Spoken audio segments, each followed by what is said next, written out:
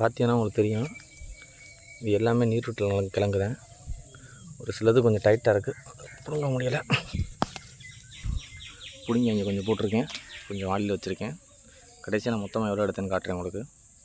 தேவையான அளவு கொஞ்சம் பறிச்சிட்டோம். இங்கே கொஞ்சம் இருக்குது, இங்கே கொஞ்சம் இருக்குது. இப்போ மண்ணை அப்படியே மூடிட வேண்டியதான். அதுக்கு அடுத்த எப்போ தேவைப்படுதோ அப்போ வந்து நம்ம பறிச்சிக்க வேண்டியதான்.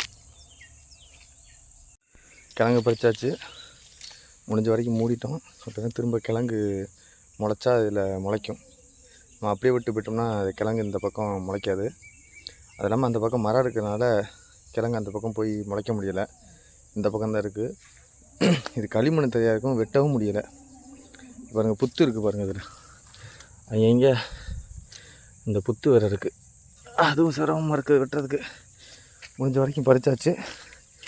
பறித்ததில் ரொம்ப லென்த்தாக உள்ள கிழங்குன்னா பாருங்கள், இது எப்படியும் 3 அடி வரும். Okay, bye bye.